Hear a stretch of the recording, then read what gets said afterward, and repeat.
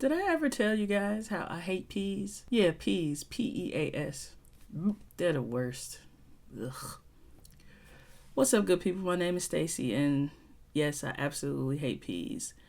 Now, while that may cause me some potential loss of credibility or credentials, I'm not afraid to say it. I don't like peas.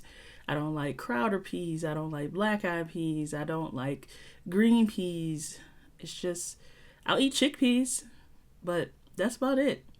And I've never liked them. Occasionally they serve as a nice accent, perhaps in, say, like a shepherd's pie or some sort of stew. But to just eat peas as a side dish, no thanks.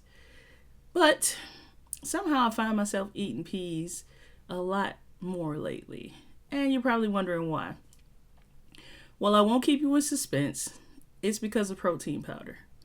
So I tend to try to get in a little bit of extra protein because I like to work out. I like to lift weights. And sometimes it's difficult to get enough protein in a given day. So I started with a whey protein just because it was kind of the default from a couple of places that I had tried out. But recently I was wondering if that was the best protein for me to have.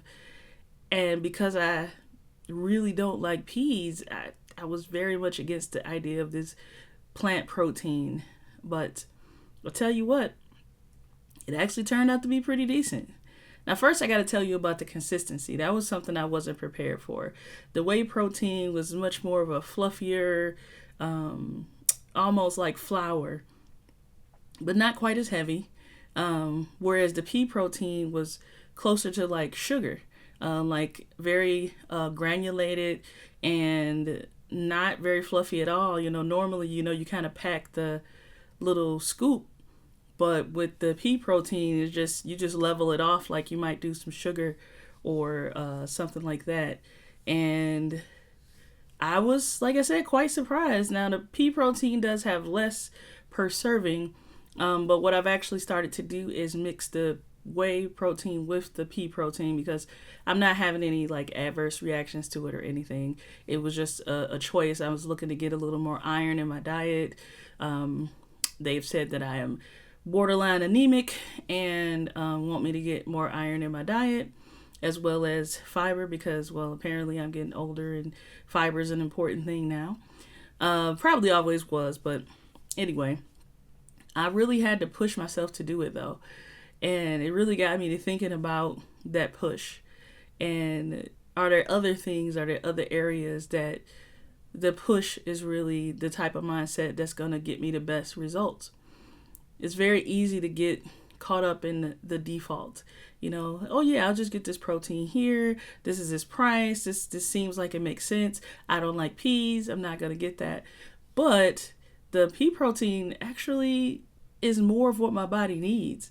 So it is something I had to get out of my own way for. And to me, that's a little bit about that push mindset. And, honestly, if you want to know more about that push mindset, if you are interested in a deeper dive, just let me know down in the comments, just comment deeper dive. And if you're interested in my, wellness journey as well, put that down in the comments, just say wellness journey. And I will produce some more content around those topics because, there's a lot about diet and nutrition that is just really not as commonly known as I was expecting it to be. And I'll be more than happy to share the different products and stuff that I use as well. And yeah, is there something that, you've experienced where you've had to make that push and make that change, do something a little bit different?